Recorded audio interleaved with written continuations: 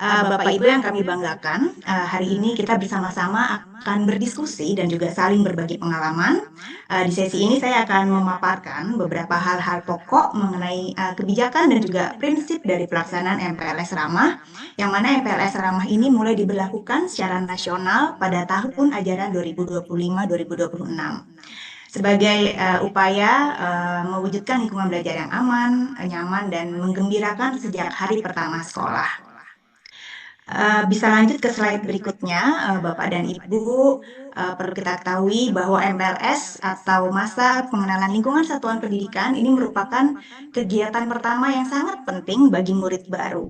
Disinilah pertama kali mereka akan mengenal Bapak Ibu guru, mengenal teman-teman mereka, mengenal warga sekolah, budaya sekolah, hingga kurikulum dan juga nilai tata tertib dari sekolah. Namun kita menyadari bahwa Bapak Ibu bahwa dalam pelaksanaannya praktik MPLS di lapangan ini masih menghadapi beberapa tantangan.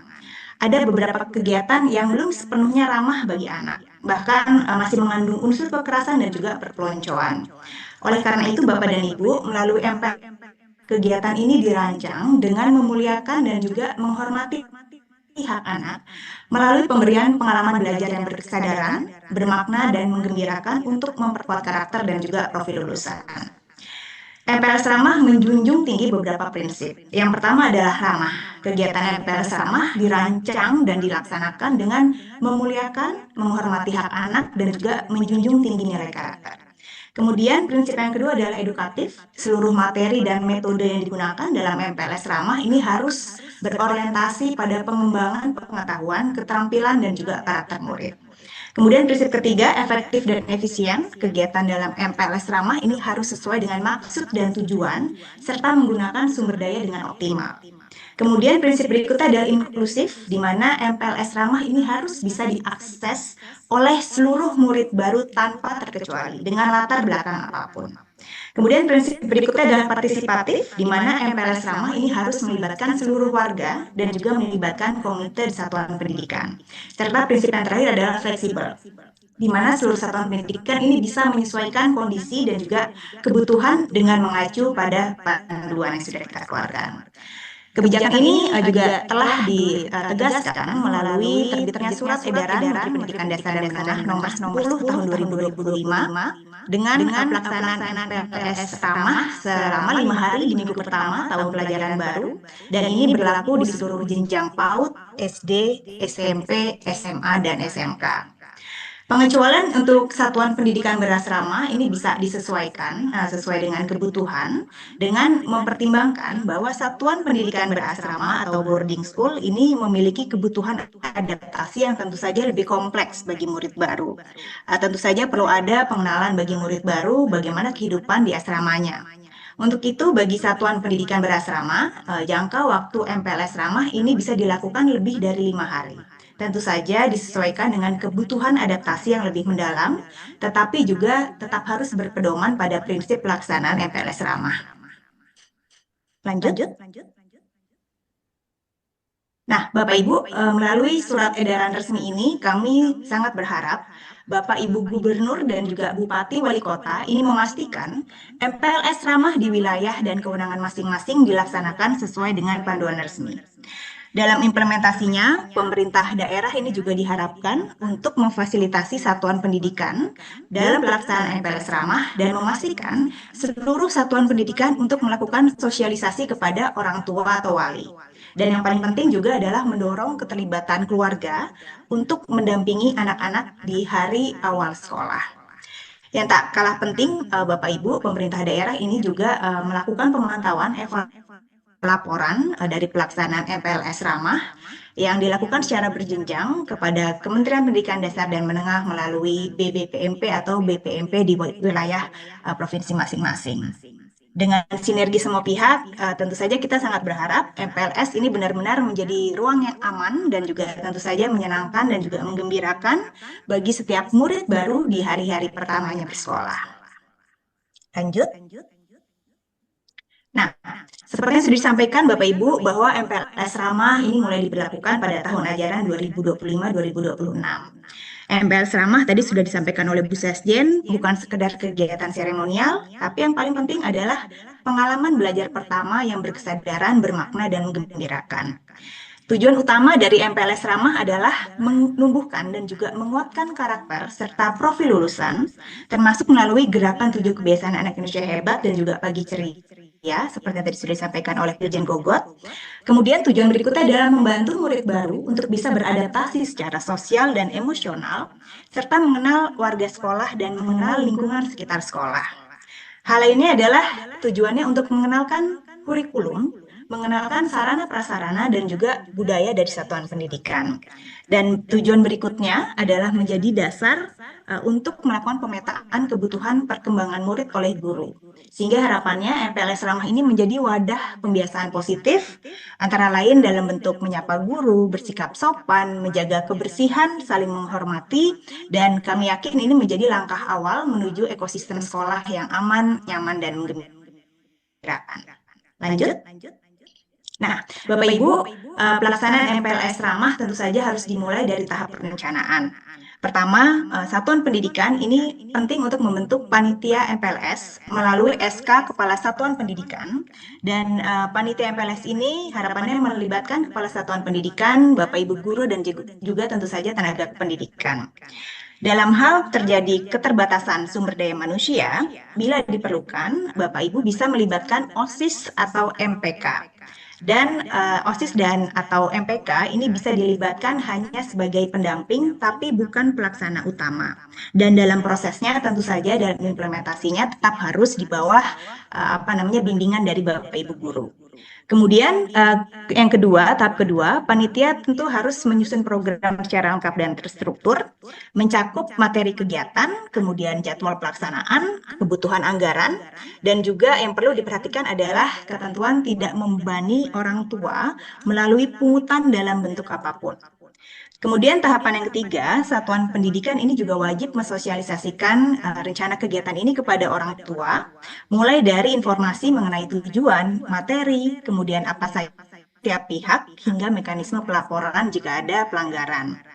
Dan Bapak Ibu, dalam MPLS Ramah ini kita sudah membagi dalam dua bentuk kegiatan. Yang pertama adalah kegiatan wajib dan yang kedua adalah kegiatan pilihan. Kegiatan wajib ini artinya kegiatan yang harus dilaksanakan pada saat MPLS Ramah dengan mengacu pada silabus yang sudah disusun. Antara lain adalah kegiatan-kegiatan penguatan karakter melalui gerakan 7 kebiasaan anak Indonesia hebat dan pagi ceria, kemudian pengenalan kurikulum, kegiatan pengenalan dan interaksi positif dengan warga satuan pendidikan, kegiatan pengenalan sarana prasarana, kemudian juga budaya sekolah, dan juga yang terakhir adalah kegiatan asesmen MPLS Ramah untuk literasi membaca dan juga numerasi. Nah, kegiatan pilihan ini adalah kegiatan yang dipilih sesuai dengan ciri khas dan juga kebutuhan satuan pendidikan. Karena kami yakin tentu saja setiap satuan pendidikan ini punya ciri khas dan juga punya kebutuhannya masing-masing. Beberapa contoh dari kegiatan pilihan ini antara lain adalah pengenalan program kesehatan sekolah, kemudian juga kegiatan pengenalan 4 pilar kebangsaan, kegiatan pencegahan misalnya isu pornografi untuk jenjang SMP dan SMA, kemudian juga kegiatan pencegahan perkawinan anak karena ini juga menjadi isu prioritas nasional, kemudian juga tentu saja kegiatan-kegiatan terkait pencegahan isu sosial lainnya dan antara lain juga kegiatan pendidikan perubahan iklim. Yang pada intinya Bapak Ibu, kegiatan MPLS Ramah ini harus dimulai dari perencanaan hingga pelaksanaan. Kemudian MPLS Ramah ini juga harus sifatnya mendidik, menggembirakan, dan tentu saja juga berpihak pada murid. Lanjut saja. Baik Bapak Ibu yang saya hormati, untuk materi dan ruang lingkup MPLS Ramah, tadi sudah disampaikan oleh Bu Sesjen, tidak hanya mengenalkan sekolah secara fisik, tapi ini juga menjadi langkah awal pembentukan karakter. Kemudian juga membangun kedekatan sosial antara warga sekolah, dan juga harapannya bisa membantu murid baru untuk bisa beradaptasi secara cepat dan juga secara menyeluruh. Materi dan ruang lingkup yang diatur dalam MPLS Ramah adalah yang pertama kita lihat di sini adalah penguatan karakter dan juga profil lulusan melalui 7 kebiasaan anak Indonesia hebat, pertemuan pagi ceria, aktivitas pencegahan beberapa penyimpangan sosial, dan juga murid diajak menumbuhkan karakter positif sejak awal. Kemudian yang kedua adalah pengenalan identitas dan budaya sekolah, di mana murid-murid baru ini harus mulai diperkenalkan dengan apa saja visi, misi, dan juga tujuan sekolah, serta nilai-nilai budaya positif yang menjadi ciri khas satuan pendidikan ini juga harus diketahui oleh murid baru. Kemudian yang ketiga adalah pengenalan program pembelajaran meliputi kegiatan intrakurikuler hingga kegiatan kesiswaan dengan harapan murid baru ini bisa memahami alur dan juga kesempatan belajar di sekolah. Kemudian berikutnya adalah interaksi positif dengan warga sekolah, di mana murid baru harapannya bisa membangun relasi sehat dengan bapak ibu gurunya, dengan tenaga kependidikan dan juga tentu saja dengan teman sebayanya dengan suasana inklusif yang menggembirakan di sekolah. Kemudian yang berikutnya adalah pengenalan sarana prasarana dan juga lingkungan sekitar. Murid baru perlu diajak untuk mengenal denah sekolah. Kemudian apa saja fasilitas yang tersedia di sekolah serta bagaimana kondisi lingkungan sekitar yang tentu saja relevan dengan kegiatan belajar. Berikutnya adalah asesmen awal MPLS ramah untuk literasi membaca dan juga numerasi, di mana ini harapannya bisa membantu guru nantinya untuk bisa mendapatkan bagaimana informasi awal terkait kemampuan literasi membaca dan juga numerasi dari murid baru, dengan harapan ini menjadi acuan bagi guru nantinya untuk merancang pembelajaran selanjutnya.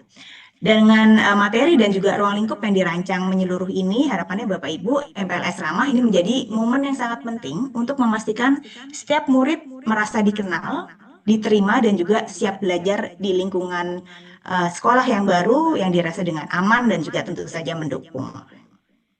Lanjut. Nah, ini adalah beberapa hal yang dilarang dalam pelaksanaan MPLS Ramah dalam rangka menghilangkan tadi ya praktik-praktik perpeloncoan, kekerasan, dan juga segala bentuk aktivitas yang tentu saja merugikan serta tidak mendidik. Yang pertama adalah tidak boleh ada pemberian tugas yang berlebihan dan tidak relevan dengan tujuan dari MPLS itu sendiri. Kemudian dilarang keras adanya aktivitas yang mengarah pada kekerasan, termasuk perpeloncoan tentu saja, kemudian kekerasan fisik, verbal, maupun psikologis. Kemudian yang berikutnya adalah seluruh rangkaian kegiatan dalam MPLS Ramah ini harus dalam pengawasan guru. Dan bila dilakukan di luar sekolah, ini juga wajib diketahui dan juga atas izin orang tua. Hal berikutnya yang tidak kalah penting adalah tidak boleh adanya penggunaan atribut atau perlengkapan yang tidak edukatif, tidak relevan, dan bisa mempermalukan murid. Secara garis besar, Bapak Ibu, MPLS Ramah ini adalah ruang yang tujuannya untuk mendidik. Jadi bukan untuk mengintimidasi ataupun mempermalukan murid-murid baru. Lanjut saja.